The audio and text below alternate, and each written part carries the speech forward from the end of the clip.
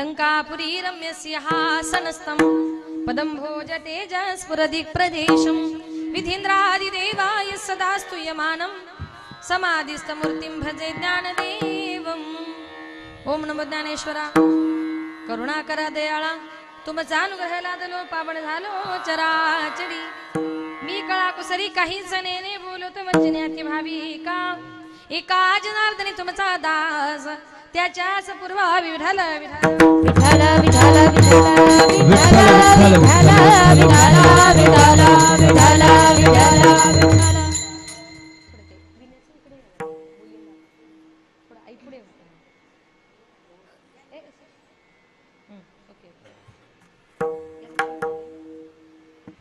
आवडीने भावे हरिनाम घेसी तुझी चिंता त्यासी सर्व आहे।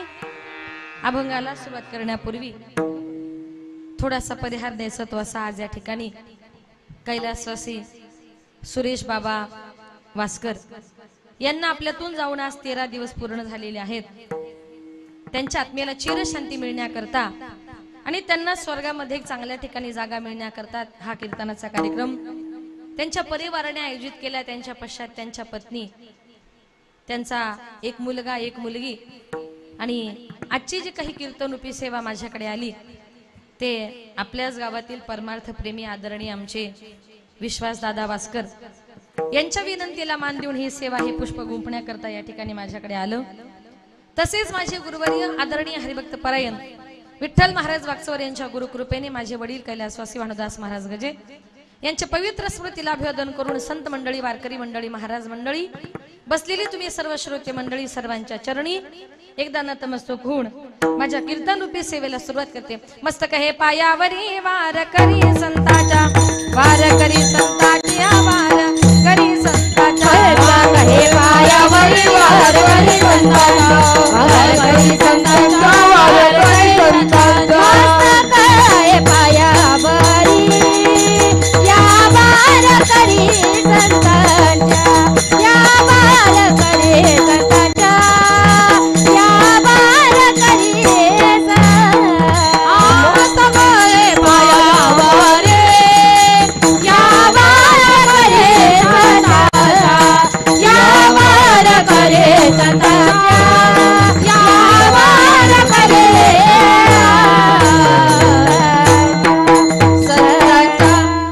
मस्तक हे पायावरी वारकरी संताच्या प्रस्तुत प्राप्त प्रसंगी कीर्तन रूपी सेवेकरता निवडलेला अभंग शांती ब्रह्म एकनाथ महाराजांचा 5 चरणाचा तुमच्या आमचा सर्वांच्या परिचयाचा असणारा या अभंगातून संत एकनाथ महाराज तुम्हाला आम्हाला प्रत्येकाला उपदेश करतात।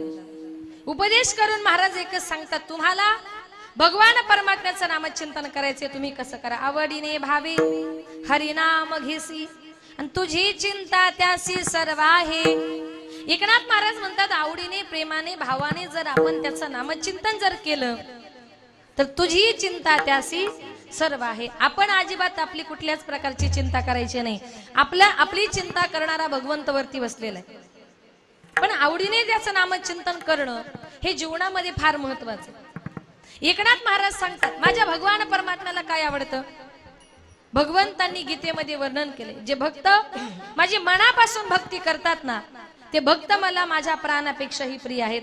परी प्राणाहुनी परवते मज आवडती निरुते ते भक्ती चरित्राते प्रशंसती जे भक्त रात्रंदिवस माझं गुणगान करतात ते भक्त मला माझ्या प्राणापेक्षाही प्रिय आहेत म्हणून जे भगवंताला आवडते ते माणसानं केलं पाहिजे। एक उदाहरण लक्षात घ्या मी मगाशीच असं म्हटलं कीर्तन चालू असताना बाबांनो सगळ्यांनी हाताने टाळे वाजवून मुखाने विठ्ठल विठ्ठल म्हणा असं मी म्हटले का हा मग मी तुम्हाला सांगितलं टाळी वाजवून विठ्ठल विठ्ठल म्हणा तुम्ही टाळी वाजवली तुम्ही प्रामाणिकपणे विठ्ठल विठ्ठल म्हटलात सुद्धा मग तुम्ही जे काही विठ्ठलाचं नामचिंतन केलं ते आवडीनं केलं भावाने केलं प्रेमाने केलं का मी सांगितलं म्हणून केलं खरं बोलायचं कसं केलं मी सांगितलं एकनाथ महाराज म्हणतात तसं नाही तुम्हाला देवाचं नामचिंतन करायचं कीर्तनकार म्हणतायत म्हणून विठ्ठल विठ्ठल अजिबात नाही तुम्हाला त्याचं नामचिंतन करायचे अंतरात्म्यातून केलं पाहिजे. नुसतं वरवर नामचिंतनाला किंमत नाही. मनापासून जर त्याचं नामचिंतन घेतलं तरच त्याचा फायदा आहे. म्हणून माझ्या भगवंताला काय आवडते? आवडे देवासी तो ऐका प्रकार, आवडे देवासी तो ऐका प्रकार, देवासे तो एका प्रकार, आवडे देवासे तो एका प्रकार, आवडे देवासी तो ऐका प्रकार, आवडे देवासी तो ऐका प्रकार, आवडे देवासे तो एका प्रकार, आवडे देवासे तो एका प्रकार. नामाचा उच्चार रात्रंदिन, नामाचा उच्चार रात्रंदिन, नामाचा उच्चार रात्रंदिवस, नामाचा उच्चार रात्रंदिवस.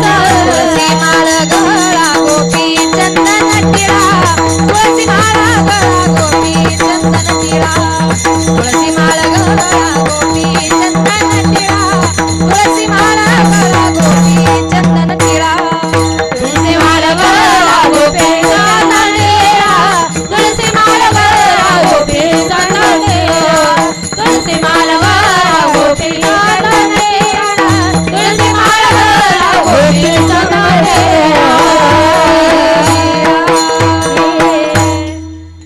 संत महात्मे म्हणतात देवाला काय आवडते? आवडे देवासी तो ऐका प्रकार. कुठला प्रकार भगवंताला आवडतो? नामाचा उच्चार रात्रंदिन. जे भक्त रात्रंदिवस भगवंताचं नामचिंतन करतात ते भक्त देवाला आवडतात. अजून काय आवडते? तुळसी माळ गळा गोपी चंदन टिळा. प्रत्येकाच्या गळ्यामध्ये पवित्र तुळशीची माळ असली पाहिजे. आपल्या गळ्यात आहे खात्री करून घ्या. आणि या 1.5 वर्षामध्ये ज्यांच्या ज्यांच्या गळ्यात माळा होत्या त्यांनी बऱ्याच लोकांनी काढल्या. डॉक्टरांनी सांगितलं जगायचं असेल तर खावं लागेल, म्हणून तो जगला. पण विचार करा, तुम्हाला एक प्रामाणिकपणे सांगून जाईल, देवाची माणसाने कधीच टिंगल करायची नाही. काही माणसं भावनेच्या भरामध्ये माळा घालतात आणि नंतर परत खुंटीला काढून ठेवतात, त्याचा फायदा नाही. भक्ती करायची मनापासून करा. आणि खरंच एक सांगून जाईल का, ज्यांनी ज्यांनी पहिल्या लाटेत माळा काढल्या ना ते दुसऱ्या लाटेत गेले. आणि ज्यांना आता तिसऱ्या लाटेतून वाचायचंय, ज्यांनी काढले असतील त्यांनी प्रामाणिकपणे परत घाला. भगवंताची टिंगल कधी करायची नाही. देवाला काय आवडतं? तुळसी माळ गळा गोपी चंदन अति प्रिय आवडे तुळसी बुक्का. जे देवाला प्रिय आहे त्याची टिंगल करून चालेल का? नाही. कपाळाला गोपी चंदनाचा टिळा असला पाहिजे. हृदयी कळवळा वैष्णवांचा, मनामध्ये दुसऱ्याविषयी तळमळ असली पाहिजे, कळवळा असला पाहिजे. यालाच तर खरा संत म्हणतात. म्हणून एकनाथ महाराज म्हणतात अतिशय आवडीने त्याचं नामचिंतन करायचे. आता त्याच्या नामचिंतनाची आवड सुद्धा आपल्याला लागणं महत्वाचं आहे. काही काही लोक कीर्तन ऐकायचं म्हणून ऐकतात. ऐकायचं म्हणून ऐकू नका, आवड म्हणून ऐका. कीर्तनाची सुद्धा आवड असते. आवडीनं नामचिंतन करणं म्हणजे काय? बघा, एखाद्या माणसाला एखादी भाजी जर खूप आवडत असेल आणि त्या दिवशी त्याच्या आवडीची भाजी जर घरात केली, तो काय म्हणतो? अरे वा, आज माझ्या आवडीची भाजी केली म्हणजे मी डबल जेवणार. मग त्या दिवशी तो काय करतो? एक भाकर खाण्याऐवजी अर्धीच भाकर खातो. मग किती खाता? कमीत कमी 2 तरी. का? आवडते म्हणून. तुकोबरे प्रमाण देऊन सांगतात, चवी चवी घेऊ घास ब्रह्मरस आवडी. का? आवडली म्हणून आपण चवी चवीने ती खातो आणि पुन्हा पुन्हा मागतो. म्हणतो आम्हाला अजून भाजी द्या, अजून एकदा द्या. तुका म्हणे गोड लागे तो मागे रसना. तसं कीर्तनाची भजनाची सुद्धा आवड लागली पाहिजे. आज कीर्तन ऐकलं, तुम्हाला वाटलं पाहिजे अरे वा, कीर्तन इतकं सुंदर असतं. उद्याही कुठेतरी गावात कीर्तन असतं तर बरं झालं असतं. आणि ज्या माणसाला आवड लागली ना, थोडा आवाज वाढवा दादा जरा. ज्या माणसाला आवड लागली त्या माणसाला 20-25 किलोमीटर कुठे कीर्तन आहे असं माहिती पडलं ना, ती माणसं तिथे कीर्तनाला हजर होतात. का त्यांना कीर्तनाची भजनाची आवड लागली. याला म्हणतात आवडीने नामचिंतन करणं. दुसरं म्हणजे काय? भावाने, भावाने नामचिंतन केलं पाहिजे. एक माणूस पळत आला, म्हटला ताई तुम्ही म्हटल्या भावाने नामचिंतन करायचे, बरं झालं म्हटलं, माझं टेन्शन मिटलं. म्हटलं का? माझा भाऊ माळकरी आहे, आळंदी पंढरपूरची वारी करतो, मला काय माळ घालायची गरज? भाऊ म्हणजे आपला सख्खा भाऊ नाही हो, जीवनातला भाव जो आपण देवावर मनोभावे भाव ठेवतो त्याला भाव असं म्हणतात. भावाने नामचिंतन केलं पाहिजे. आता भाव या शब्दाचा अर्थ व्यावहारिक भाषेमध्ये पटवून सांगते का ज्या वेळेला स्त्रिया स्वयंपाक करत असतात ना त्या वेळेला त्यांच्या मनातला भाव पूर्णपणे त्या स्वयंपाकामध्ये उतरत असतो. जो भाव असेल तो चांगला भाव असेल, चांगल्या मनाने स्वयंपाक केला तर स्वयंपाक चांगला होतो. आणि एखाद दिवशी घरामध्ये कुणाशी जर भांडण केली त्या दिवशी ती बाई मिरच्या आपटते, टोमॅटो आपटते, खोबरं आपटते, मसाला आपटते, सगळं आपटून आपटून भाजी करते. मग त्या दिवशी तुम्ही त्या भाजीला किती खोबरं घाला, किती कांदा घाला, किती लसूण घाला, भांडण करून केलेली भाजी चांगली होत नाही. आणि खाणाऱ्या माणसाची सुद्धा बुद्धी पलटते, तो सुद्धा लगेच भांडणच करायला सुरुवात करतो. का तर ती भाजी करण्यामध्ये तुमच्या मनामध्ये भांडणाचा भाव होता. पण एखादी भाजी माझ्या नवऱ्याला आवडते, माझ्या मुलाला आवडते म्हणून प्रेमानं करा. नका त्याच्यात खोबरं टाकू, कोथिंबीर काहीच नका टाकू, नुसतं मीठ मिरची मसाला पाणी टाकून जरी भाजी केली ती भाजी चांगली लागते. का तर ही भाजी करण्यामध्ये तुमच्या मनामध्ये चांगला भाव होता. म्हणून तर असं म्हणतात का ज्या वेळेला संध्याकाळी महिला स्वयंपाक करतात ना, स्वयंपाक करताना त्यांनी एकच म्हणायचं हरिपाठ. काय म्हणायचं असतो? हरिपाठ. आणि त्यांनी जर भगवंताचं नामचिंतन करून स्वयंपाक जर केला, भाकरी जर केल्या, खाणाऱ्या माणसाला सुद्धा देवाच्या नामचिंतनाची गोडी लागते. म्हणून अतिशय भावाने मनोभावे आपण त्या गोष्टी केल्या पाहिजे. आणि तुम्हाला जर माझ्यावर विश्वास नसेल तर घरी जाऊन एकदा नवऱ्याची कडाक्याची भांडण करा, भाजी करून बघा, मग खाऊन बघा कशी लागते ती. जीवनातला भाव हा त्याच्यामध्ये उतरत असतो नाही का. म्हणून हरिपाठ म्हणायची परंपरा आहे. पण आपलं तसं नाही. काही काही बायका भाकरी करायला बसल्या की तोंडात इकडे थूक तिकडे थूक, बऱ्या भाकरीत थुकत नाही. म्हणून संत महात्मे म्हणतात, बरं काही काही लोक देवाचं नामचिंतन करतात ते कशाने? भीतीपोटी नामचिंतन करतात. आता भयानं नामचिंतन करणं म्हणजे काय ऐका. एका बापानं आपल्या मुलाला सांगितलं, बाळा आपल्या कुंडेओहळ गावामध्ये आतमध्ये येताना आपल्या स्टॉपवर एक आंब्याचं झाड आहे आणि त्या आंब्याच्या झाडावर रात्री 12च्या नंतर ते निघतं. ते म्हणजे काय? हा तुमच्याकडे निघतं वाटतं. काय असतं? भूत असतं म्हटलं. त्या मुलाच्या डोक्यामध्ये पूर्णपणे ती कल्पना बसली का आंब्याच्या झाडावर रात्री 12च्या नंतर ते असतं. एक दिवस योगायोगाने त्याला यायला टाइम झाला. त्याच्याकडे गाडी नव्हती, बिचारा एकटाच रस्त्याने पायी चालला होता. घड्याळ बघत होता, 11:15 वाजले होते. त्याच्या लक्षात आलं आता रस्त्याला माणूस नाही, गावात तर मला जायचंच आहे. आता 12 वाजले की त्याची माझी भेट होणार. तो मुलगा फार घाबरला. घाबरत घाबरत अगदी झाडापर्यंत आला. 12 वाजले. त्याच्या मनामध्ये ती कल्पना होती पूर्णपणे का आता मला भूत भेटणार. तो आंब्याच्या झाडाजवळ आला आणि तेवढ्यात त्या झाडावर गंमत अशी का त्या दिवशी नेमकं त्या झाडावर एक माकड आलं होतं. त्या माकडाने या फांदीवरून त्या फांदीवर जे उड्या मारायला सुरुवात केली, याच्या लक्षात आलं का त्या आंब्यावर आता ते आहे, भूत आहे. म्हटल्यानंतर तो मुलगा इतका घाबरला. घाबरल्यावर त्याने आईबापाचं नाव घेतलं असेल का? त्याला कोण आठवला? देव. त्यानं कधी काळी माझं कीर्तन ऐकलं होतं. आणि एखाद्या माणसाला भूताची जर भीती वाटली तर त्याच्याकरता मी मंत्र सांगते, नीट ऐका. हरी उच्चारणी मंत्र हा गाद, हरी उच्चारणी मंत्र हा गाद, हरी उच्चारणे मंत्र हा गाद, हरी उच्चारणे मंत्र हा गाद, हरी उच्चारणी मंत्र हा गाद, हरी उच्चारणी मंत्र हा गाद, हरी उच्चारणे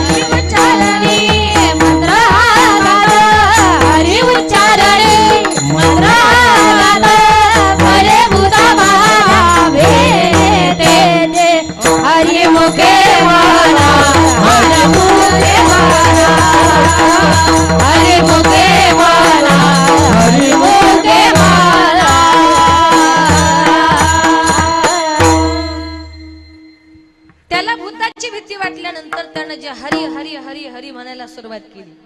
हरी कुठपर्यंत? घरी येईपर्यंत. घरी आला, हरी संपला. ज्ञानोबा म्हणतात, कदाचित तुम्हाला भूताची भीती जर वाटली तर तुम्ही एकच करायचं, हरी उच्चारणी मंत्र हा गाद. हरी नामाचा उच्चार जर केला तर भूताची अवस्था काय होते? पळे भूत बाधा भेने तेथे. लोक म्हणतात याला भूताने झपाटला, आता भगत पाहिजे. काय पाहिजे? इथे भगत बिगत काहीच कामाचे नाही. तुम्ही एकच करा, काय? हरी उच्चारणी. संतांचा शब्द कधी खोटा ठरत नाही. वचन न मोडी बोली लेते, म्हणजे म्हणून संत महात्मे म्हणतात. मग त्याला भीती वाटल्यानंतर त्यानं जे हरी हरी हरी असं नामचिंतन जे त्या मुलाने केलं, ते आवडीनं केलं, भावाने केलं का भीतीने केलं? कशाने केलं? भीतीने केलं. याला म्हणतात भयाने नामचिंतन करणं. तुम्ही जर कधी चारीधाम यात्रेला गेलात का? चारीधाम यात्रेला जाणार नाही हे मलाही माहित आहे. मी कधी जाईल का नाही मला माहित नाही, पण असं म्हणतात का तिकडे गेल्यानंतर माणूस जिवंत येईल याची गॅरंटी नाही. ज्या वेळेला बद्रीनाथाचं दर्शन झालं की आपली गाडी सोडून त्यांच्या गाडीमध्ये बसायचं, कारण तिकडच्या डोंगर दऱ्यांमध्ये त्यांचेच ड्रायव्हर गाड्या चालवतात. आपल्या ड्रायव्हरला जमणार नाही. त्यांच्या गाडीमध्ये बसलं, वरती घाटावर एकदा गाडी चढली का वरून जी खाली दिसते तिला पाताळ गंगा असं म्हणतात. काय म्हणतात? पाताळ गंगा. जरा जरी गाडी 1 फूट जरी क्रॉस झाली ना का बिना तिकीट माणसं पाताळात. ज्या वेळेला माणसं बसमध्ये बसतात आणि खिडकीतून खाली पाताळ गंगा दिसली का त्या टायमाला माणसं कीर्तनकाराने त्यांना विठ्ठल विठ्ठल म्हणा असं म्हणावंच लागत नाही. हो, ते कीर्तनकार म्हणायच्या अगोदरच विठ्ठल विठ्ठल म्हणायला सुरुवात. का? कारण त्यांना माहितीये आता आपल्या जवळ आपली बायको जरी बसलेली असते ना आणि बस जरा पलटी झाली, आपली बायको उलटी दरीत ढकलून देईन पण खेचणार नाही. संकट समय वाचवणारा आहे तो भगवंत. मग ती बस मधली लोक जे नामचिंतन करतात ते कशाने करतात? भीतीने करतात, भयाने करतात. एकनाथ महाराज म्हणतात भीतीने भयाने नामचिंतन करण्यापेक्षा तुम्हाला करायचंय ते तुम्ही नामचिंतन कसं केलं पाहिजे? अभंगाचे प्रथम चरण. आवडीने आवडीने भावे हरी नाम घेती. आवडीने भावे हरी नाम घेती. आवडीने हरी नाम घेती. आवडीने भावे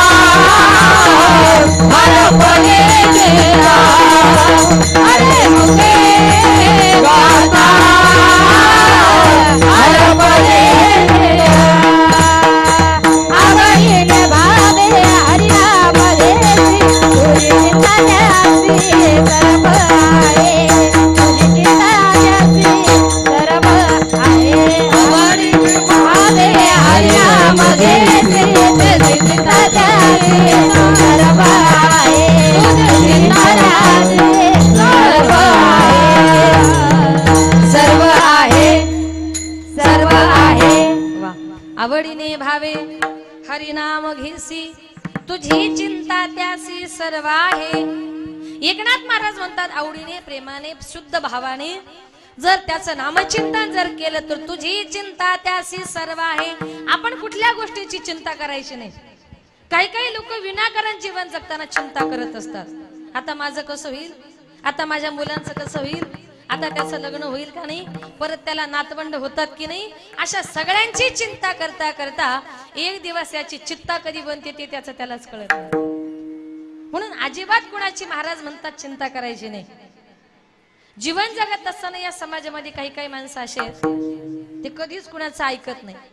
एक दिवस एक बाई ब्राह्मणाकडे गेली आणि ब्राह्मणाला म्हटली, दादा मला सत्यनारायणाची महापूजा करायची आहे, काय काय लागेल जरा यादी करून द्या. ब्राह्मणाने सगळी पूजेची यादी वगैरे तिला करून दिली आणि ब्राह्मणाने जाताना सांगितलं, बाई सत्यनारायणाची पूजा करण्याकरता लक्ष्मी नारायणाचा जोडा असावा लागतो. तिने सांगितलं, ब्राह्मण बुवा माझे पती तर परदेशात राहतात, मग त्यांनी सांगितलं तुम्हाला सत्यनारायणाची पूजा करता येणार नाही. ती म्हटली असं कसं, मला पूजा तर करायचीच आहे. बाई तुमचे पती जर नसतील तर तुम्हाला पूजा करता येणार नाही. ती म्हटली असं कसं. पुरुष लोक कसे, एखाद्या पूजेला जर ते बसले आणि तिथे जर त्यांची बायको हजर नसेल तर खिशामध्ये बायको म्हणून काय ठेवतात, आ चांगला अनुभव दिसतोय तुमच्या पुरुषांना, काय ठेवतात, सुपारी ठेवतात. मग पुरुष लोक जर बायको म्हणून खिशामध्ये सुपारी ठेवतात, तसं आमच्या करता काही उपाय नाही का. ब्राह्मणाने सांगितलं, बाई शास्त्रानं तुमच्या करता अजून तरी असा काही उपाय काढला नाही, आणि तरी काहीतरी असेल तर बघा जरा तुमचे ग्रंथ उचकून. त्या ब्राह्मणाला असा राग आला. रागाच्या भरात ब्राह्मण उठला, म्हटला, बाई पुरुष लोक जर बायको म्हणून सुपारी घेऊन बसतात, तुम्ही पूजेला एखादा बटाटाच घेऊन बसा. जे लोक ऐकत नाही त्यांच्याकरता हाच उपाय. काही काही लोकांना असं वाटतं का या जगामध्ये आमच्यासारखा शहाणा कोणीच नाही.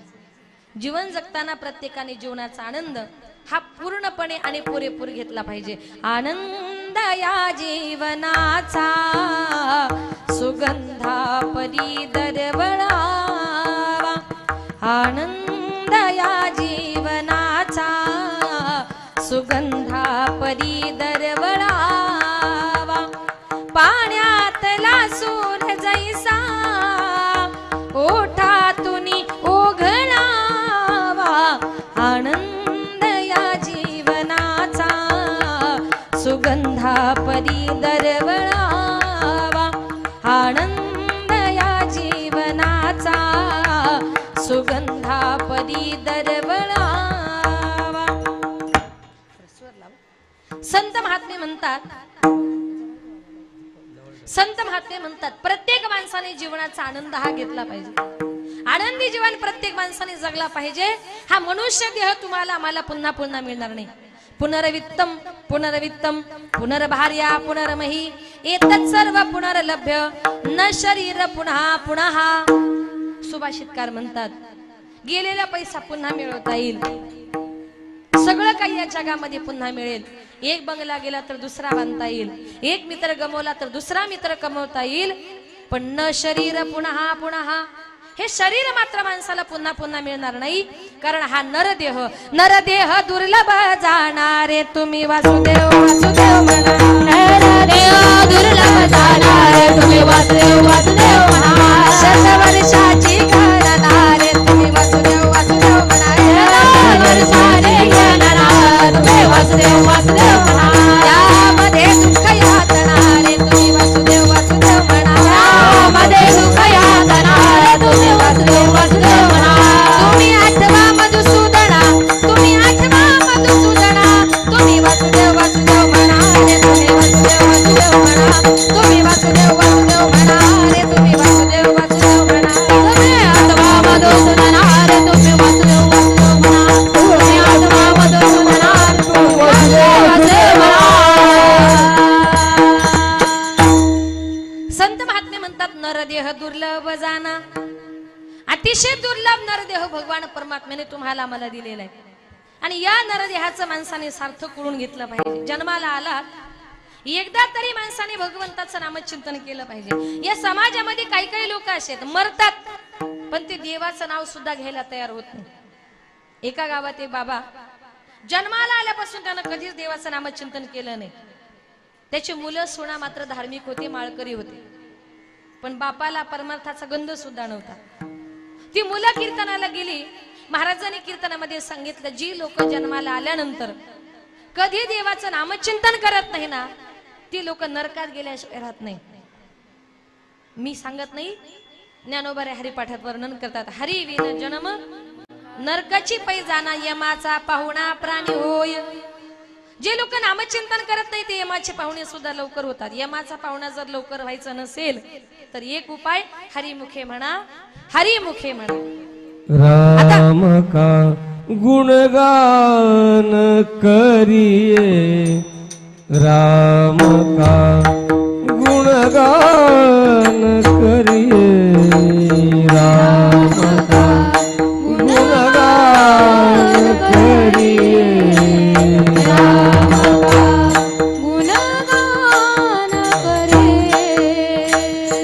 राम जी के सभ्यता का ध्यान धरिए, ध्यान धरिए, राम का गुणगान करिए, राम का गुणगान करिए,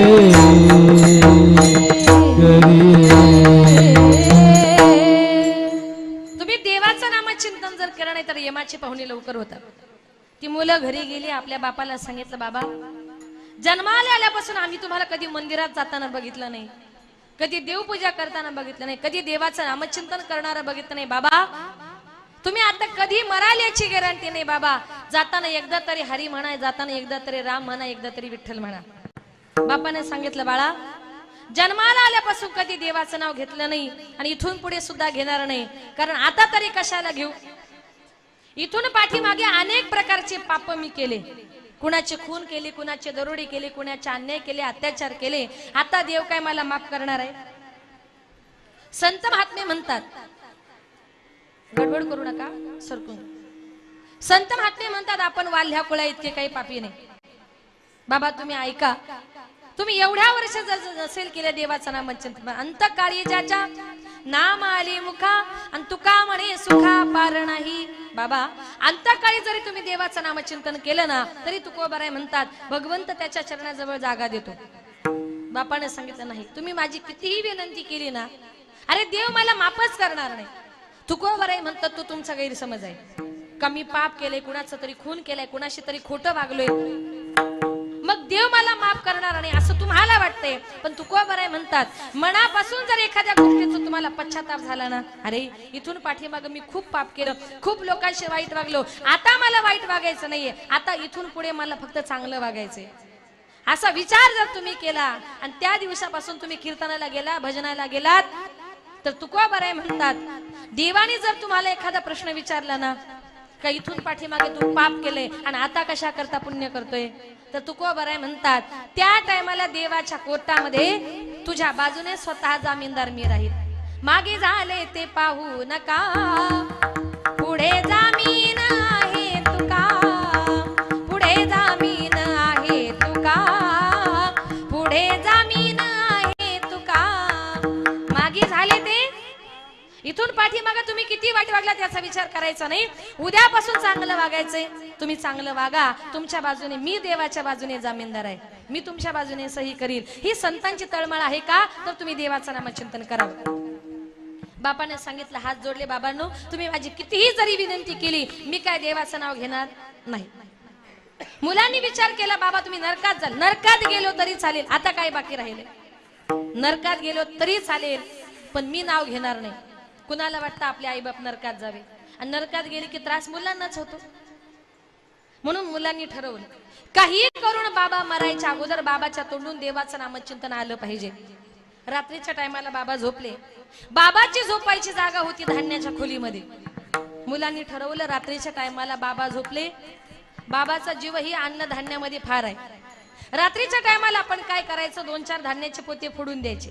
पोत्यातून धान्य खाली पडायला लागलं आणि बापानं ते बघितलं तर आपले बाबा काय म्हणते, मुलांनो धान्याचे पोते फुटलेत, पोत शिवा. शिवाच म्हणतात ना, पोत शिवा. शिवा म्हटलं की म्हटले योगायोगाने आज सोमवार आहे आणि शिवाचं म्हणजे महादेवाचं नामचिंतन सुद्धा होणार. आपल्या धान्याचा नाश झाला तरी चालेल, पण बाबाच्या तोंडून शिवा हे महादेवाचं नामचिंतन आलं पाहिजे. ही मुलांची तळमळ. रात्रीच्या टायमाला बाबा झोपले. बाबा गाढ झोपेमध्ये होते. मुलं गेली, 2-4 धान्याची पोती फोडून दिली. सगळं धान्य खाली गळायला लागलं. बाबाला जाग आली. बाबाने उठून बघितलं, अरे पोत्यातून सगळे धान्य पडते. बाबा उठले, म्हटले पोरांनो, अरे सगळे धान्याचे पोते फुटलेत, त्याला टाचा मारा. म्हातारा टाचा म्हटला, पण शिवा म्हटला आणि तसंच नरकात गेला. म्हणजे काही काही लोक मरतात पण देवाचं नाव सुद्धा घ्यायला तयार होत नाही. म्हणून संत महात्मे म्हणतात, आई रे बेमान दुनिया, आई रे, आई रे बेमान दुनिया, आई रे दुनिया बेमान, आई रे बेमान दुनिया, आई रे बेमान दुनिया, आई रे बेमान दुनिया, आई रे बेमान दुनिया, आई रे बेमान दुनिया. माता पिता को कोई नहीं माने, माता पिता को कोई नहीं माने, औरत को बहुमान, औरत को बहुमान. आई रे बेमान दुनिया, आई रे बेमान दुनिया, आई रे बेमान दुनिया, आई रे बेमान दुनिया.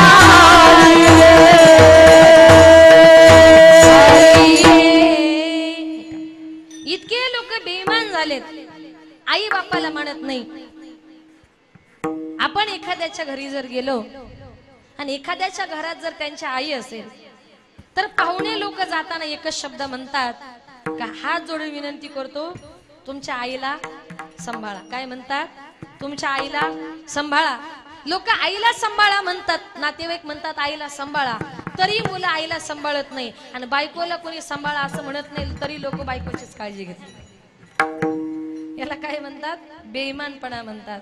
माता पिता को कोई नाही माने, आई बापाला मानत नाही, बायकोला मात्र मोठा मान देतात. साधू संत को कोई नाही माने, हिजडो को बहुमान. अशी ही दुनिया आहे. हे कबीर महाराजांनी सांगितलेलं आहे. म्हणून संतांनी जे सांगितलेलं आहे त्याच्यावर आपण विश्वास ठेवला पाहिजे. मग एकनाथ महाराज असं म्हणतात, तुझी चिंता त्यासी सर्व आहे. आपण कुठल्याही गोष्टीची चिंता करायची नाही. चिंतेमुळे काय होतं ऐका. चिंता से घटे चतुर्य, दुःख से घटे शरीर, पाप से घटे लक्ष्मी, कह गए दास कबीर. कबीर महाराज म्हणतात, चिंता से घटे चतुर्य. एखादा माणूस किती हुशार असेल पण त्याच्या जीवनामध्ये रात्रंदिवस एखादी चिंता जर सतावत असेल ना, तर त्या दिवशी त्या चिंतेमुळे त्याचं चातुर्य सुद्धा घटतं. आपण म्हणतो बघा, फार हुशार माणूस होता हो, पण हल्ली तो वेड्यासारखा वागतोय. का? तर त्याच्या जीवनामध्ये काहीतरी चिंता आहे आणि चिंतेमुळे त्याचं चातुर्य नष्ट होत चाललंय. दुसरी गोष्ट, दुःख से घटे शरीर. काही काही लोक म्हणतात आमच्या मुलाबाळांची तब्येत होत नाही. का होत नाही? त्याच्या जीवनामध्ये काहीतरी दुःख आहे, तुमच्या लक्षात येत नाही. रात्रंदिवस काहीतरी दुःख त्याच्या मनामध्ये असल्यामुळे त्याला कितीही काजू द्या, बदाम द्या, फळं द्या, फ्रूट द्या, दूध द्या, 1 लिटर जरी पाजलं तरी त्याची तब्येत होणार का नाही? तर दुःख से घटे शरीर. त्याच्या जीवनामध्ये काहीतरी दुःख आहे. आणि तिसरी गोष्ट, पाप से घटे लक्ष्मी. काही काही लोक म्हणतात, अहो पूर्वी आमच्याकडे फार पैसा होता पण आता आमच्या हातामध्ये पैसा येत नाही. तुमच्या हातात पैसा येत नाही त्या दिवशी तुम्ही एक गोष्ट लक्षात घ्या, कुठेतरी आपलं पाप वाढलंय. आणि ज्या दिवशी आपलं पाप वाढतं ना, त्या दिवशी लक्ष्मी ही नाराज होऊन आपल्या घरात निघून जाते. पाप से घटे लक्ष्मी. आणि कह गए दास कबीर. ही मी सांगत नाही, ही संतांची वाणी आहे. संतांची वाणी कधी खोटी ठरत नाही. म्हणून तर एकनाथ महाराज म्हणतात, तुम्ही जीवन जगत असताना अजिबात आवडीने भावे हरिनाम घेसी, तुझी चिंता त्यासी सर्व आहे. मग काही काही लोक महाराजांना प्रश्न करतात, महाराज त्याच्या जीवनामध्ये सुख आणि आमच्या जीवनामध्ये दुःख का? त्याच्या जीवनामध्ये सुख आलं आणि तुझ्या जीवनामध्ये दुःख जरी आलं तरी तुम्ही कुठल्याही गोष्टीचा खेद तुमच्या मनामध्ये धरायचा नाही. अभंगाचे दुसरे चरण. हरी मुखे नको खेद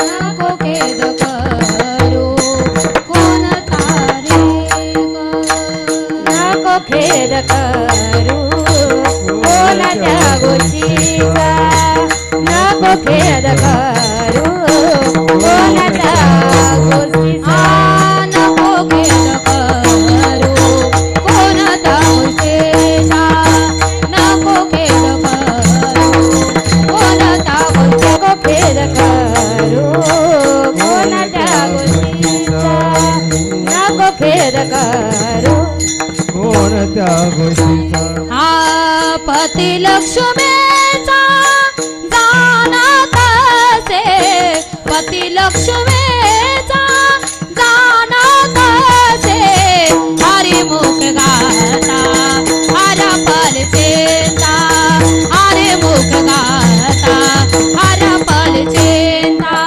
पती लक्ष्मीचा जाणत असे पती लक्ष्मीचा हरे मुख गाता हर पल चिंता हरे मुख गाता हर पल चिंता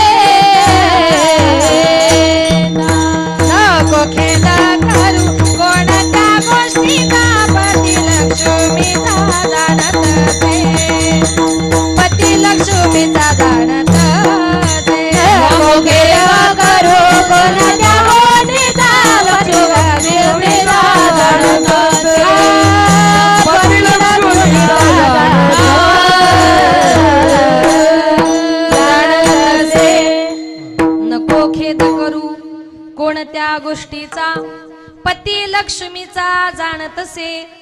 संत महात्मे म्हणतात तुम्ही कुठल्याही गोष्टीचा खेद दुःख मनामध्ये बाळगायचं नाही. लक्ष्मीचा पती तुमची माझी प्रत्येकाची काळजी व्हायला तयार आहे. पती लक्ष्मीचा जाणत असे लक्ष्मीचा पती आपली काळजी करतो. पण आज समाजामध्ये लोकांची परिस्थिती अशी झाली लोकांना देव नको देवाची बायकोच पाहिजे. कुणी बायको आपल्याला देणार आहे का? दुसऱ्याची बायको आपल्याला मिळेल का? नाही. त्याच्याकरता त्याला सुद्धा प्रसन्न करावं लागेल. तुम्हाला जर लक्ष्मीला मिळवायचंय तर त्याच्याकरता तुम्हाला भगवान परमात्म्याला प्रसन्न करावं लागेल. या जगामध्ये असा एक माणूस होऊन गेला त्यानं देवाला नाही देवाच्या बायकोलाच पळवलं आणि बायकोला पळवल्यामुळे काय झालं? कर्मे रावण क्षय पावला. देवाची बायको पळवल्यामुळे रावणाचा नाश झाला. आपण माणसं आहोत म्हणून लोक असं म्हणतात देव नको देवाची बायको पाहिजे. देवाची बायको म्हणजे लक्ष्मी म्हणजे कोण? पैसा पाहिजे. उठलं सुटलं की पैशाच्या पाठीमागे. त्यांना कधी देवपूजा माहित नाही, कधी देवाला नमस्कार करायचा माहित नाही. पैसा पैसा करून तुम्हाला पैसा मिळणार नाही. तुम्हाला जर लक्ष्मीची प्राप्ती जर करून घ्यायची असेल तर त्याच्याकरता एकच उपाय. ठाईच बैसोनी करा एक चित्त. घरामध्ये एका जागी बसून जर तुम्ही देवाचं नामचिंतन केलं आवडी अनंत आळवावा. घरामध्ये बसून जर तुम्ही देवाचं नामचिंतन जर केलं तर सुखे येतो घरा नारायण. स्वतःहून भगवंत तुमच्या घरामध्ये येणार आणि नारायण जर आपल्या घरामध्ये आला तर देवाच्या चरणाची सेवा कोण करते? लक्ष्मी. देव आला की लक्ष्मीला या या असं सांगावं लागत नाही. देव आला की लक्ष्मी लगेच येते. पाय लक्ष्मीचे हाती लक्ष्मीचे हाती पाय लक्ष्मीच्या हाती लक्ष्मीच्या हाती पाय लक्ष्मीचे हाती लक्ष्मीचे हाती पाय लक्ष्मीच्या हाती लक्ष्मीच्या हाती किसी येतो काकुल देशी येतो काकुल किसी येतो काकुल देशी येतो काकुल वेगी अनवा तो हरी अनवा तो हरी वेगी अनवा तो हरी वेगी अनवा तो हरी अनवा तो हरी वेगी अनवा तो हरी अनवा तो हरी. पाय लक्ष्मीचे हाती दिसी येतो काकुलती. तुकोबाराय म्हणतात देवाचे पाय लक्ष्मीच्या हातात आहे. देव आला की लक्ष्मी आपोआप घरामध्ये येणार आणि म्हणून आपण लक्ष्मीची चिंता करायची नाही, पैशाची चिंता करायचं नाही. पती लक्ष्मीचं जाणत असे आपल्या पैशाची चिंता सुद्धा त्याला आहे. आपण कुठल्याच प्रकारची चिंता करायची नाही. बरं, काही लोक म्हटले असं, बरं झालं तुम्ही सांगितलं. काही काही लोक कधीच देवाचं नामचिंतन करत नाही, तरी ते सुद्धा असं म्हणतात, असेल माझा हरी तर देईल खाटेवरी, असं म्हणतात ना. कष्ट करायला नको, कामधंदा करायला नको, घरामध्ये बसतात. पण ज्यानं तुम्हाला आम्हाला जन्म दिला, आपल्या पालन पोषणाची जबाबदारी तर त्याच्यावर आहेच, आणि तो तुमची माझी प्रत्येकाची जबाबदारी घेणार. म्हणून तुम्हाला एक सांगेल, तुम्हाला गुणगान करायचंय, तुम्ही भगवंताच्या नावाचं गुण आवडीनं गायलं पाहिजे. काही काही लोक कुणाचंही गुणगान करतात हो. एका गावात 2 डॉक्टरच्या बायका, दोघींचं अगदी कडाकाचं भांडण झालं. ही सांगते माझा नवरा हुशार, ती सांगते माझा नवरा हुशार. बोलता बोलता एक जण म्हणते, काय ग, सांग तरी तुझा नवरा किती हुशार आहे. एका डॉक्टरची बायको उभी राहिली, ती म्हटली, बघ माझा नवरा इतका हुशार, इतका हुशार का आमच्या गल्लीमध्ये दुपारच्या टायमाला एक कुत्र झोपलेलं होतं.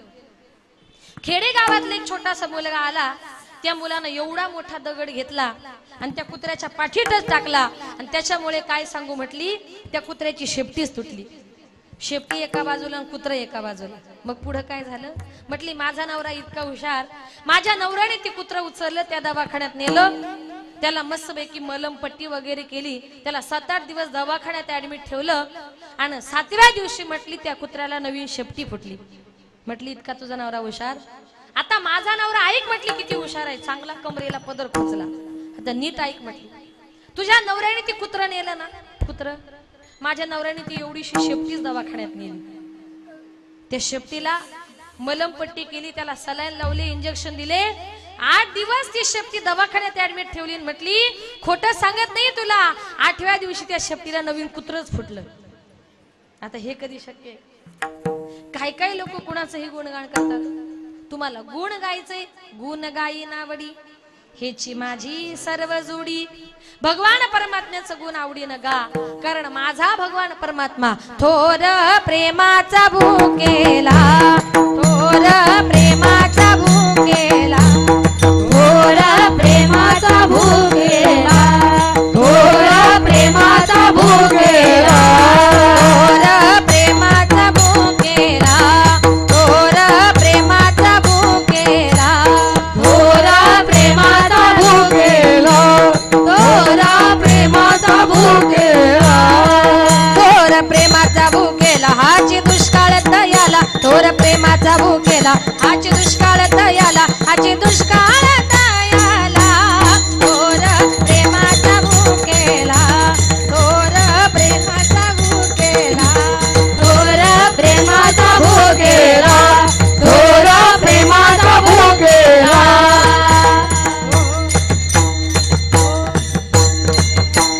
थोर प्रेमाचा भूकेला हाची दुष्काळ तयाला.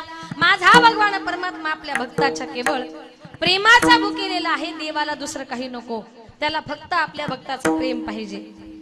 म्हणून एकनाथ महाराज असं म्हणतात, नको खेद करू कोणत्या गोष्टीचा, आणि पती लक्ष्मीचा जाणतसे. लक्ष्मीचा पती तुमची माझी प्रत्येकाची या जगामध्ये काळजी व्हायला तयार आहे. आपण या मृत्यू लोकामध्ये जन्माला आलो. मी मगाशीच म्हटलं, कर्मी रावण क्षय पावला. ज्याच्या त्याच्या कर्मानुसार माणूस या जगामध्ये मरणार आहे. आणि वियोग घडला सीता देवी. सीता माता ही रामाची बायको होती, देवाची बायको होती, पण तिला सुद्धा तिचं कर्म चुकवता आलं नाही. तिला सुद्धा आपल्या पतीचा वियोग सहन करावा लागला. तिचं कर्म कुठलं तुम्हाला सांगून जाईल. एक दिवस सीता माता ही कन्येच्या राजकन्येच्या वेशामध्ये असताना जंगलामध्ये ती भ्रमण करण्याकरता गेली. जंगलामध्ये फिरत असताना दुपारचा टाइम होता.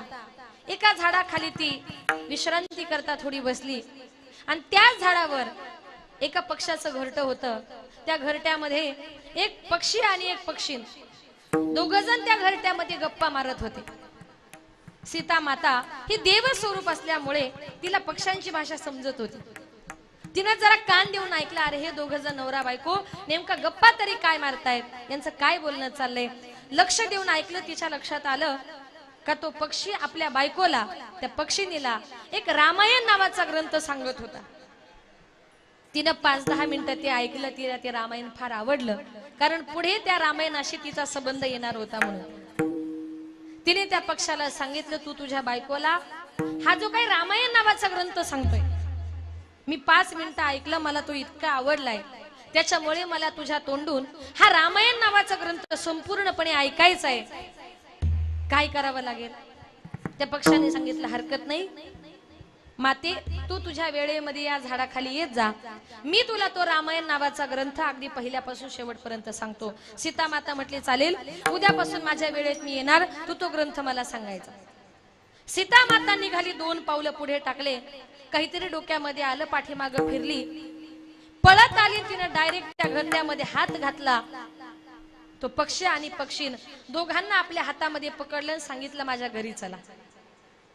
त्या पक्षाने विनंती केली, का माते, आमचा पक्ष्यांचं जीवन म्हणजे मुक्तपणे विहार करण्याचं आहे, जंगलामध्ये फिरण्याचं आहे, तू आम्हाला तुझ्या घरी नेऊ शकत नाही. माते, अजून तुला सांगतो, त्या घरट्यामध्ये माझ्या बायकोने काही अंडी घातलेली आहेत, काही दिवसांनी त्याच्यातून पिलं बाहेर येणार आहे, आणि ती अंडी उबवण्याकरता माझी बायको त्या पिलांवर बसली होती, आणि त्या पिलांवर चांगले संस्कार होण्याकरता म्हणून मी माझ्या बायकोला तो रामायण नावाचा ग्रंथ सांगत होतो, त्याच्यामुळे आमच्या पिलांकरता तरी आम्हाला तू सोड. सीता माता ऐकायला तयार नाही. तिने त्या पक्ष्यांना घेतलं, आपल्या राजवाड्यामध्ये नेलं, एका पिंजऱ्यात त्यांना डांबून ठेवलं. तो पक्षी पुन्हा पुन्हा विनंती करतो, माते सोड, आम्हाला असं तू पकडून ठेवू शकत नाही, मला जायचंय. थोडक्यात माझी बायको गरोदर आहे, आणि माझ्या बायकोला मी स्वतः कष्टानं कमवून आणलेलं अन्न चारा पाणी तिला लागतो, आम्हाला जाऊ दे. सीता मातेने सांगितलं, तुला काय चारा पाणी हवं असेल, काय फळं लागतील, मला सांग, मी तुला पिंजऱ्यात आणून देते. त्यानं सांगितलं, नाही माते, आम्हाला मुक्तपणे जगायचंय, नाही, रामायण नावाचा ग्रंथ पूर्ण झाल्याशिवाय मी तुला माझ्या पिंजऱ्यातून बाहेर सोडणार नाही. तो पक्षी पुन्हा पुन्हा पुन्हा पुन्हा विनंती करतोय. शेवटी सीता मातेने सांगितलं, ठीक आहे, तुझ्या बायकोला तुझ्या कष्टाचं अन्न लागतं ना, तू पिंजऱ्यातून जा, तुझ्या बायको करता काय अन्न लागेल ते घेऊन ये, आणि संध्याकाळी पुन्हा पिंजऱ्यामध्ये येत जा. तो पक्षी म्हटला, चालेल. आपल्या बायकोचा निरोप घेतला, आणि तो पक्षी घरट्यातून निघाला. निघून गेल्यानंतर पक्षाची जात, पुरुषाची जात तो पक्षी होता. त्याने विचार केला की अरे, हिच्या पिंजऱ्यामध्ये डांबून मरण्यापेक्षा बायको विना जंगलामध्ये जीवन जगलेलं बरं. त्याने ठरवलं, आता काय परत त्या पिंजऱ्यात आपल्याला जायचं नाही. संध्याकाळ झाली, हिला माहिती होतं माझा नवरा एवढी बाहेर जाण्याकरता एवढी प्रार्थना करत होता, त्या अर्थी तो काही परत येणार नाही, त्याची तिला सुद्धा खात्री होती. संध्याकाळ झाली, नवरा येईल की नाही याची चिंता मनामध्ये होती. दिवसभर तिने अन्न पाण्याला स्पर्श सुद्धा केला नव्हता. थोडक्यात ती गरोदर सुद्धा होती. शास्त्र असं सांगतं, त्याचं वर्णन सुद्धा आलेलं आहे की गरोदर स्त्रीला जर कोणी त्रास देत असेल ना, त्याच्यासारखं महापाप या जगात कुठलंच नाही.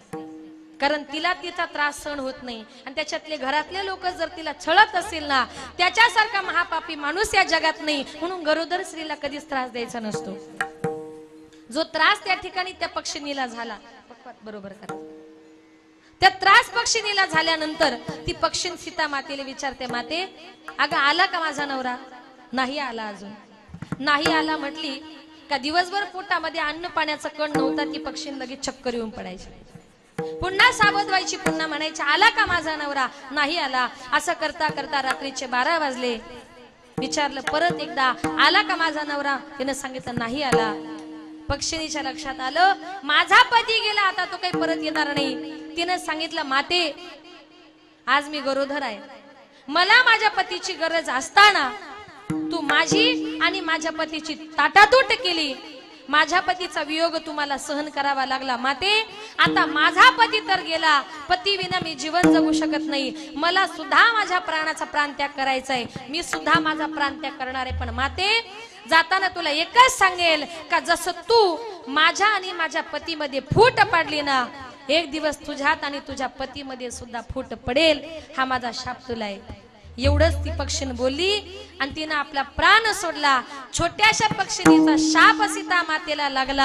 आणि ज्या वेळेला सीता मातेचं स्वयंवर प्रभू रामचंद्रांशी झालं, त्या वेळेला काही दिवसातच त्यांना वनवासाला जावं लागलं.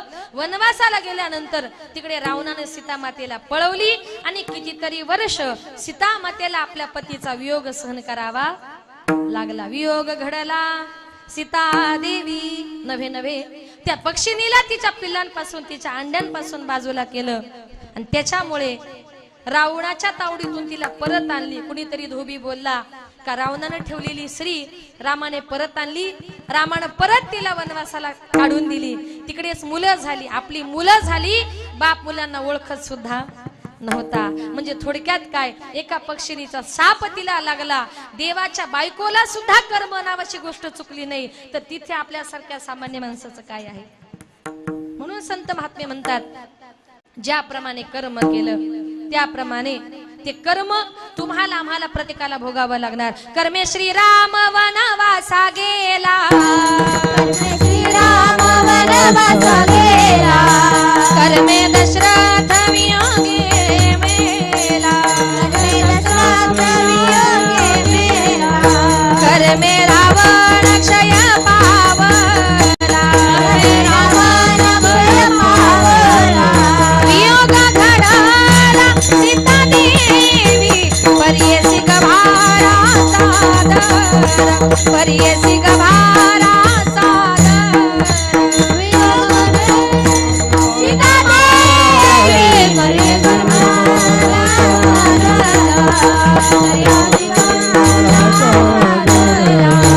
कर्मे श्रीराम वनवासा गेला, कर्मे दशरथ वियोगे मेला, कर्मे रावण क्षय पावला, वियोग घडला सीता देवी, कर्मे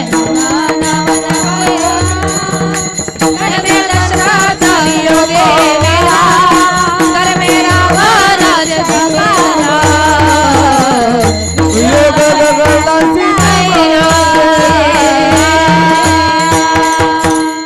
कर्मे श्रीराम वनवासा गेला, कर्मे दशरथ वियोगे मेला, कर्मे रावण क्षय पावला, वियोग घडला सीता देवी.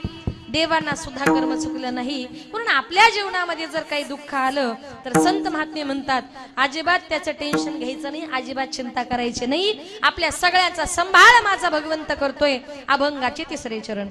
सकळ जीवांचा करीतो सांभाळ, सकळ जीवांचा करीतो सांभाळ, सकळ जीवांचा करीतो सांभाळ, सकळ जीवांचा करीतो सांभाळ, सकळ जीवांचा करीतो सांभाळ, सकळ जीवांचा करीतो सांभाळ, सकळ जीवांचा करीतो सांभाळ, सकळ जीवांचा करीतो सांभाळ, सकळ जीवांचा करीतो सांभाळ, सकळ जीवांचा करीतो सांभाळ, सकळ जीवांचा करीतो सांभाळ, सकळ जीवांचा करीतो सांभाळ, सकळ जीवांचा करीतो सांभाळ,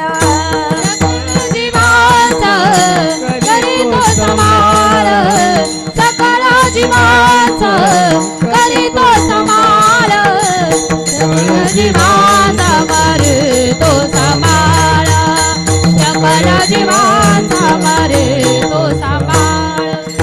तुझं मोकलीला ऐसे नाही, तुझं मोकलीला ऐसे नाही, हरिमुखी गाता हरपली चिंता, हरिमुखी गाता हरपली चिंता, हरिमुखी गाता हरपली चिंता, हरिमुखी गाता हरपली चिंता.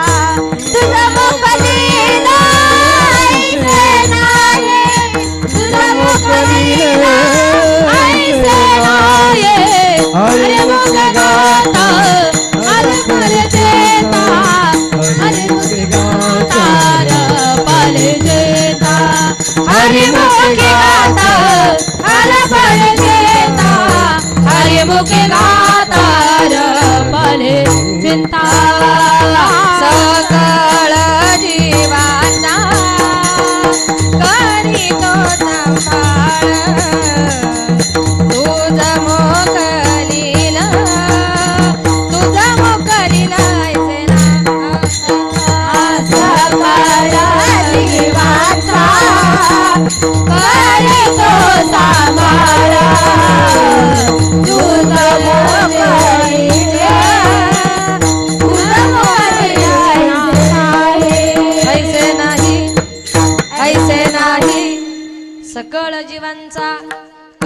संभाळ तूज मोकलील ऐसे नाही. एकनाथ महाराज म्हणतात तुमचा माझा प्रत्येकाचा संभाळ तो भगवंत करतोय. आपण अजिबात कुठल्याही गोष्टीची चिंता करायचं नाही, टेन्शन घ्यायचं नाही. काही काही लोक म्हणतात माझ्याशिवाय घर चालू शकत नाही, माझ्याशिवाय गाव चालू शकत नाही. तो आपला फक्त गैरसमज असतो. आपण गेल्यावर सगळं व्यवस्थित होतं आणि हे प्रत्येकाच्या जीवनामध्ये येणार आहे. आजी आजोबा सुद्धा साहजिक म्हणतात मी गेल्यावर आमच्या नातवंडांचं कसं होईल. नातवंड मोठी व्हायची राहतात. आपण आहे तोपर्यंत लोक आपल्याला असं वाटतं मी गेल्यावर कसं होईल. एक तुम्हाला उदाहरण देऊन सांगेल का कुणा वाचूनच कुणाचं काही या जगामध्ये राहत नाही. एका गावात एक साधू महाराज असे फिरत फिरत आले होते. रात्रीचा टाइम झाला म्हणून एका गावामध्ये एका गृहस्थाच्या घरी ते मुक्कामा करता थांबले. सकाळी सकाळी महाराज उठले, स्नान संध्या देवपूजा झाली, महाराज निघाले. महाराजांनी घर मालकाला सांगितलं दादा दक्षिण भारतची तीर्थयात्रा करण्याकरता चाललो, येता का माझ्या बरोबर. घर मालकाने सांगितलं यायला हरकत नाही, आलो असतो, पण माझ्या पदरामध्ये 2 मुलं आहेत, एक पत्नी आहे आणि मी गेल्यावर त्यांच्या अन्न पाण्याची सोय कशी काय होणार. महाराजांनी सांगितलं तुला फक्त बायको मुलांचं टेन्शन आहे ना. म्हटले हो. महाराज म्हटले असं कर, फक्त 6 महिन्याचा प्रश्न आहे, तू माझ्या बरोबर चल, मी तुझ्या बायकोच्या नावावर दर महिन्याला 5,000 रुपये पाठवतो, त्यांचा प्रपंच 5,000 मध्ये बरोबर चालेल, मग चिंता. यानेही विचार केला कुठल्याही प्रकारचे कष्ट न करता साधू महाराज जर बायको मुलांकरता 5,000 रुपये पाठवत असतील आणि 6 महिन्याचा प्रश्न आहे, आयुष्यातले 6 महिने गेले तर काय होईल म्हटला. आणि दक्षिण भारतची यात्रा सुद्धा होईल ना. ठीक आहे म्हटला, मी तुमच्या बरोबर येतो. बायको मुलांचा निरोप घेतला आणि तो गृहस्थ साधू महाराजांच्या बरोबर निघाले. 1-2 महिने त्यांचा प्रवास आनंदानं चालला, सुखानं चालला. दर महिन्यामध्ये साधू महाराज त्याच्या बायकोच्या अकाउंटवर 5,000 रुपये पाठवायचे आणि ती आपल्या संसार प्रपंच बरोबर ती करायची. पण हा जेवायला बसला की म्हणायचा महाराज माझी बायको जेवली असेल, माझी मुलं जेवली असतील, आता ते काय करत असतील. महाराजांनी विचार केला की अरे हा चाललाय दक्षिण भारतची यात्रा करायला, बरं दर महिन्याला मी 5,000 रुपये देतो आणि हा सारखा घरच्या लोकांची चिंता करतो, बरं घरची लोक याची आठवण काढतात की नाही काय माहिती. घरातला एखादा माणूस गेला तर लोक म्हणतात बरा झाला गेला, 10-15 दिवस घराला आराम तरी, असं घरातल्या लोकांना वाटतं. पण आपण घरातल्याच लोकांना उलट फोन करून त्रास देतो. तशी त्याची गंमत झाली. हा सारखाच चौकशी करायचा कसं काय होईल कसं काय होईल. महाराजांनी एक गंमत केली. महाराज म्हटले का रे तू तुझ्या घरच्या लोकांवर एवढं प्रेम करतो, पण तुझ्या घरातले लोक तुझ्यावर किती प्रेम करतात. म्हटलं महाराज माझी बायको मुलं तर माझ्याशिवाय जगू शकत नाही, त्याच्यामुळे मला त्यांची चिंता वाटते. महाराजांनी त्याला दाखवून दिलं का तुझ्याशिवाय घरी तुझं काही अडत नाही. 3ऱ्या महिन्यात महाराजांनी एक गंमत केली. त्याच्या घरी पैसे पाठवण्याऐवजी 3ऱ्या महिन्यामध्ये एक खोटं पत्र लिहिलं त्याच्या नकळत.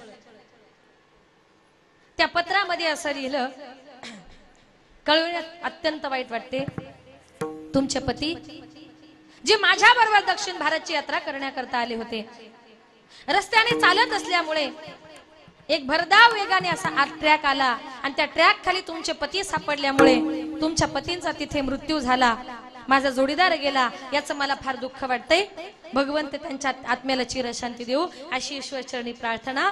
कळावे तुमचा साधू. खोटं पत्र घरी आलं. पत्र घरी आल्यानंतर बायकोने पत्र वाचलं. तो तिकडे जिवंत होता बरं का. महाराजांनी खोटं पत्र त्याच्या घरी पाठवलं. बायकोने पत्र वाचलं. वाचता वाचता तिने रडायला सुरुवात केली. आजूबाजूची माणसं गोळा झाली, नातेवाईक गोळा झाले. काय झालं तिने सांगितलं, माझे पती कुणा एका साधूच्या पाठीमागे लागले, तिकडे गेले, माझ्या पतीचा मृत्यू झाला, आता माझं कसं होणार, माझ्या मुलांचं कसं होणार. या अशाने ती रडू लागली. गावातले सरपंच पुढे आले, सांगितलं ताई रडू नका, तुमचे पती गेले, तुम्ही आमच्या गावच्या माऊली आहात, आम्ही तुम्हाला असं उपाशी मरू देणार नाही, काळजी करू नका, दर महिन्याला मी तुम्हाला 5,000 रुपये देतो, मग चिंता. गावातले पाटील पुढे आले, सांगितलं ताई रडू नका, दर महिन्याचं किराणा मी देतो, मग चिंता. गावातली काही प्रतिष्ठित माणसं पुढे आली, सांगितलं ताई रडू नका, गावातल्या प्रत्येक घरातून दर महिन्याला तुम्हाला 50-50 रुपये काढून देतो, मग चिंता. कुणी म्हणते ताई रडू नका, आम्ही तुम्हाला तुमच्या मुलांना कपडे देऊ, कुणी म्हणते साड्या देऊ, कुणी म्हणते फळं देऊ, कुणी म्हणते फ्रूट देऊ. 3-4 महिन्यामध्ये सरपंचाचे 5,000, पाटलाचा किराणा, गावातल्या लोकांना 50-50 रुपये, कुणाच्या साड्या, कुणाचे कपडे, कुणाचे दप्तर, कुणाची फळं, इतका पैसा तिच्या जवळ झाला. येणं जाणं काहीच नाही. 2-3 महिन्यात तिच्या जवळ 15-20 लाख रुपये जमा झाले. तिने विचार केला या पैशाचं करायचं तरी काय. तिने विचार केला आता एवढे पैसे आलेत, खर्च नाही, म्हटली एखादा बंगलाच बांधू. 2 मजली बंगला तिने उभा केला. हा तिकडे चिंता करत होता माझी बायको मुलं काय खात असतील. हे बघा इकडे किती मजा करतात. बंगला वगैरे बांधला. रोज काजू काय, बदाम काय, मुलांना फळं काय, फ्रूट काय, स्वतःला चांगले कपडे काय, एकदम सुशिक्षित घराण्यासारखं घर झालं. 6 महिने पूर्ण झाले. तिचा नवरा घरी आला. साधू महाराजांनी तिचा नवरा आला. 2 जण आले. आल्यानंतर अगदी ओवळ्यापर्यंत येऊन थांबले. महाराजांनी सांगितलं आपल्याला उद्या तुमच्या कुंडेवहळ गावात आपल्याला पोहोचायचे, पण आजची रात्र मुक्काम फक्त आपल्याला शेजारच्या गावात करायचं. याला रात्रभर झोप लागलीच नाही. रात्रीच्या टायमाला तो उठला, 2 वाजता घरी आला, गावात आला. ज्या ठिकाणी आपलं घर होतं बघतो तर काय तिथे घर नव्हतं. तिथे मोठा 2 मजली बंगला होता. त्याच्या मनात विचार आला की अरे नक्कीच मी गेल्यानंतर माझ्या बायकोला मुलांना कोणीतरी हाकललं आणि इथे कोणीतरी बंगला बांधला. खिडकीतून डोकावून बघितलं घरामध्ये कोण कोण आहे, तर त्या घरामध्ये एक जाडजूड बाई आणि अशी तब्येत झालेली मुलं गुडगुडीत झोपलेली होती. यांनी विचार केला अरे आपल्या बायका मुलांच्या तब्येतीत एकदम बारीक होत्या, हे आपले बायको मुलीच नाही, पण आपल्या बायको मुलांचा पत्ता कोण सांगतील. बंगला होता म्हटल्यावर बेल होती. बाहेरून बेल वाजवली. बेल वाजवल्याबरोबर त्या बंगल्यातली बाईनं दार उघडलं. चमत्कार बघते तर काय समोर नवरा. नवऱ्याला बघितलं आणि हळूच म्हणते का हो तुम्ही. तो म्हटला का ग तू. गळ्यातलं मंगळसूत्र, कपाळाचं कुंकू, हातातल्या बांगड्या सगळ्यात काय केल्या.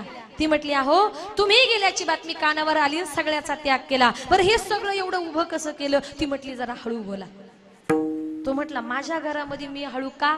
ती म्हटली अहो तुम्ही जर बोललात ना आणि तुम्ही आल्याची बातमी जर उद्या गावामध्ये कळाली ना तर उद्यापासून सरपंचाचे 5,000, पाटलाचा किराणा, गावातल्या लोकांचे 50-50 रुपये, कुणाचे कपडे, कुणाच्या साड्या, कुणाची फळं, कुणाचे फ्रूट, उद्यापासून सगळंच बंद होऊन जाणार आणि आपल्यावर भीक मागायची पाळी येणार.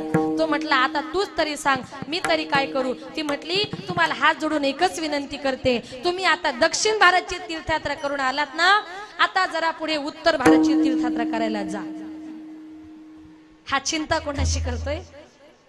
घरच्या लोकांची. पण एकनाथ महाराज म्हणतात सकळ जीवांचा करीतो संभाळ, तू जमो करील ऐसे नाही. आपण अजिबात कुठल्याही प्रकारची चिंता करायची नाही. म्हणून जैशी स्थिती आहे तैशा परी राहे, कवतुक तू पाहे संचिताचे. शेवटी एकनाथ महाराज म्हणतात हा तुमच्या माझ्या नशिबाचा प्रारब्धाचा हा भोग आहे. अभंगाचे शेवटचे चरण. जनार्दनी भोग प्रारब्धाचा, जनार्दनी भोग प्रारब्धाचा, एका जनार्दनी भोग प्रारब्धाचा, एका जनार्दनी भोग प्रारब्धाचा. हरी कृपे त्याचा नाश झाला.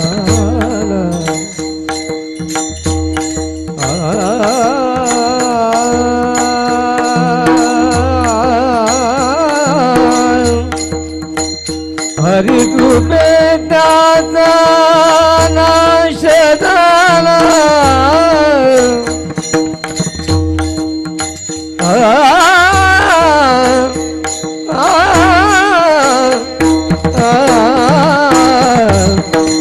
हरिमुखी गाता रबली चिंता, प्याराई मागुता जन्म घेणे.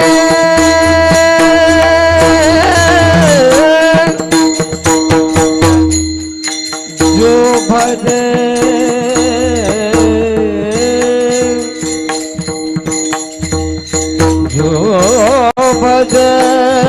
हरि को सदा,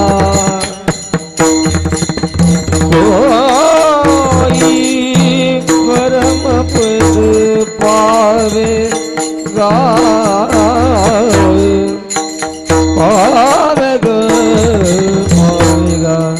जो भजे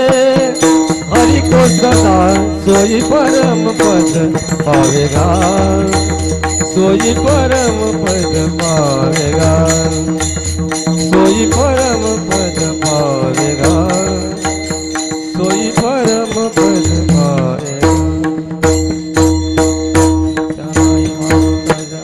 विठोबा रघुमाई, विठोबा रघुमाई, विठोबा रघुमाई, विठोबा रघुमाई, विठोबा रघुमाई, विठोबा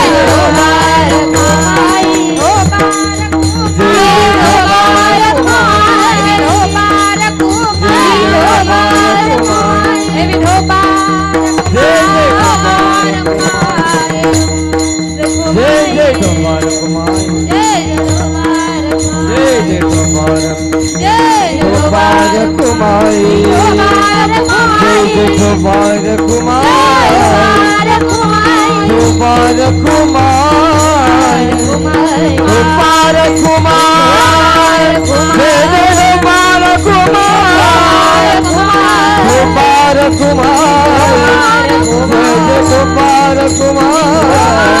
जय जय कुमार कुमार, जय जय कुमार कुमार, जय कुमार कुमार, हरि जय जय, हरि जय जय, हरि जय जय, हरि जय जय, हरि जय जय, हरि जय जय, हरि जय जय, हरि जय जय, हरि हरि हरि हरि हरि हरि जय जय, हरि हरि हरि हरि हरि हरि जय जय, हरि हरि हरि हरि जय जय, हरि हरि हरि हरि हरि जय हरि जय, जय जय, हरि जय जय, हरि जय जय जय, हरि जय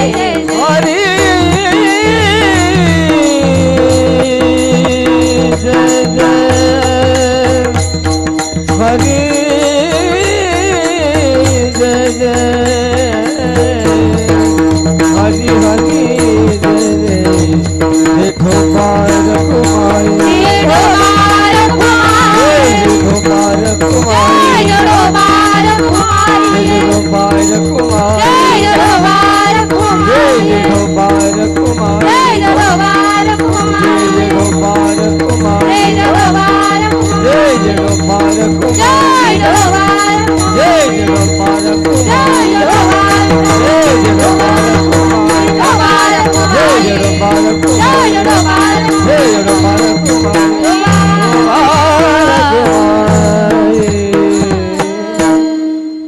आवडीने भावे हरिनाम घेसी, तुझी चिंता त्यासी सर्व आहे. नको खेद करू कोणत्या गोष्टीचा, पती लक्ष्मीचा जाणत असे. सकळ जीवांचा करीतो संभाळ, तू जमू कली लैसे नाही. ते राहू द्या, थोडं थोडं पाच नंतर द्या, नंतर इथे समोर बसा जरा तुम्ही, नंतर द्या. आता या ठिकाणी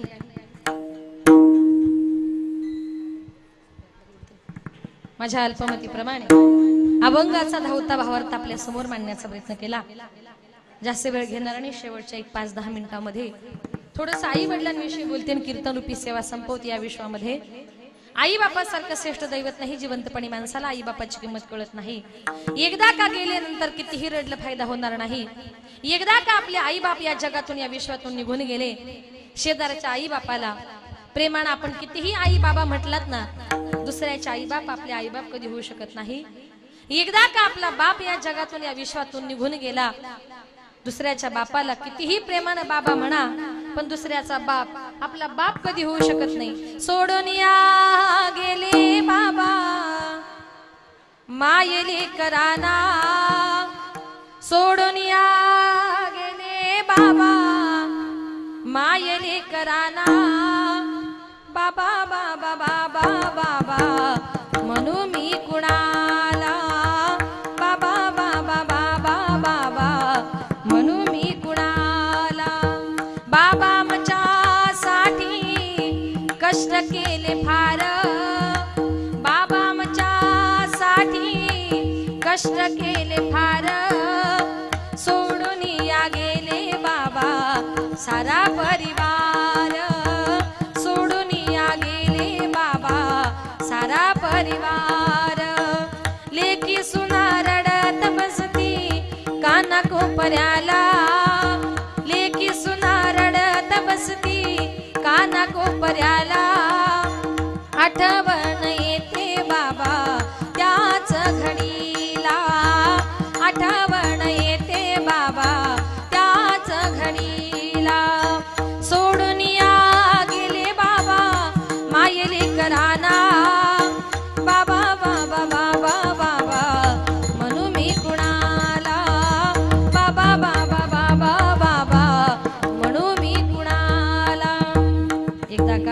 कशी काळाची चावून आली बाग सुखाची घरपून गेली कशी काळाची चावूल आली बाग सुखाची करपून गेली कसही परत घडलं सार होता सोन्याचा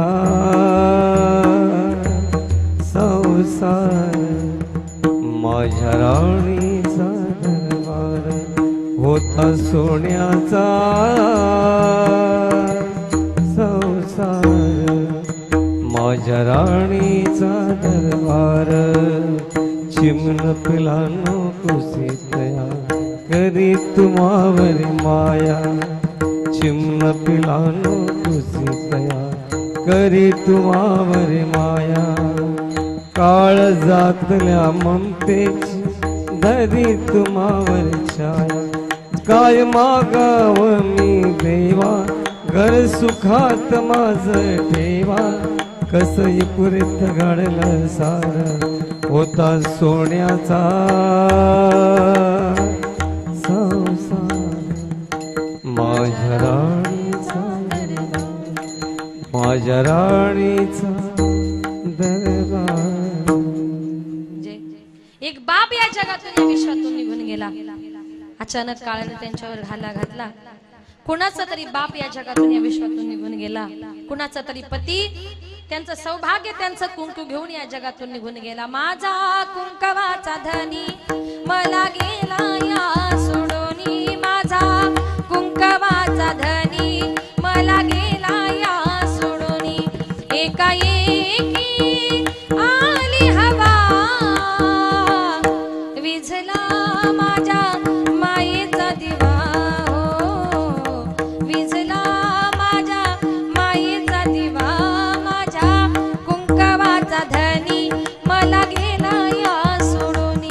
त्यांचा पती त्यांचं सौभाग्य त्यांचं कुंकू घेऊन या जगातून निघून गेल्या त्या आई फार धार्मिक आहेत माळकरी त्या आहेत आणि सुंदर असं त्यांचं ते घराणं या घराण्यातून भरल्या घरातून अतिशय कष्टाचं मोलाचं जीवन जगलेले एक बाप एक बाबा आज या जगातून विश्वातून निघून गेल्यामुळे आज बाप गेल्याचं दुःख त्यांना प्रत्येक ठिकाणी सतावतंय पती गेल्याचं दुःख आहेच पण त्याच्या अगोदर त्यांचा एक मुलगा त्यांना या जगातून या विश्वातून सोडून गेला म्हणजे आई बापाच्या अगोदर एखादा मुलगा या जगातून निघून जाणं याच्यासारखं दुसरं दुःख या जगात दुसरं कुठलंच नसतं म्हणून जीवन उठू नका झालं 2 मिनिटं जीवनामध्ये आई बाप हे सगळ्यात महत्वाचं दैवत आहे सगळ्या जगाला विसरा पण आई बापाला मात्र विसरू नका ज्या आई बापाने तुम्हाला आम्हाला जन्म दिलाय लहानाचा मोठा केलाय ते आई बाप एकदा का या जगातून या विश्वातून निघून गेले ना ते आई बाप तुम्हाला आम्हाला परत या जगामध्ये बघायला परत मिळणार नाही आई तुझ्या मूर्ती वाणी या जगात मूर्ती नाही आई तुझ्या मूर्ती वाणी या जगात मूर्ती नाही अनमोल जन्म दिला गाई तुझे उपकार फिटणार नाही अनमोल जन्म दिला गाई तुझे उपकार फिटणार नाही बालपणी मी खेळत खेळत दिसत होतो ताणा अमृताहुनी गोडा पाजला तू पान्हा तुझ्या या उपकाराची कधी जाणीव झाली नाही अनमोल जन्म दिला गाई तुझे उपकार फिटणार नाही अनमोल जन्म दिला गाई तुझे उपकार फिटणार नाही शाळेतून घरी येताना कधी उशीर मजला होई गल्लो गल्ली पाहत फिरशी